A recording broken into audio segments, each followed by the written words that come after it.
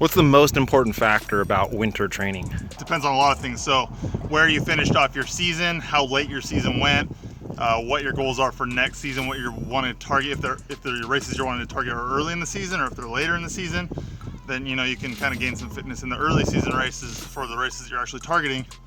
If you're targeting earlier season races, then you need to train more in the off season. But you just kind of have to assess what you're wanting to do, where you're at currently, physically and mentally. Just make like an overall assessment of those things and where what your goals are, and then you have to kind of create a plan that's going to try to achieve those goals and allow you to improve upon the areas that need improving. So for me currently, I raced a lot this season. By the end of the season, I was pretty tired mentally and physically. Now I'm kind of recovered physically, but mentally I'm still not really wanting to train. So I'm riding once, twice a week and just kind of trying to enjoy it, riding with friends. Somebody like Chaz, he took a good portion of the season off.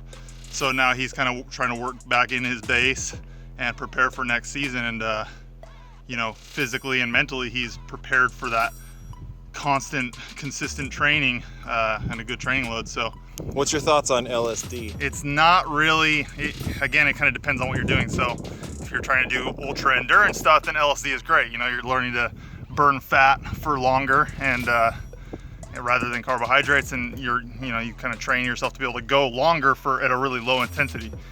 For us as racers, LSD doesn't really make sense because we're not riding for long periods of time at a slow pace.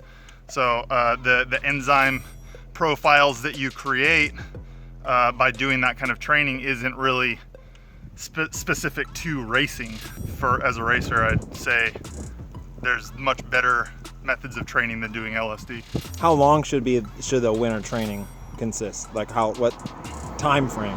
Depends where you're at the end of your season. So for me, I probably won't start actually training until late November. I have other priorities right now that are more important, and again, mentally I'm recovering, and I'm not as worried about my physical fitness as I am about my mental fitness right now. So it depends again, and again, where your fitness is at the end of the season and how much you need to improve your fitness before the start of next season. So if you leave off your season with pretty decent fitness and you can afford to lose a little bit and then start training again a little bit later in the off season, then you can do that. But if you took a good portion of the season off or later in the season you were kind of low fitness, then maybe starting your winter training a little bit earlier would be beneficial.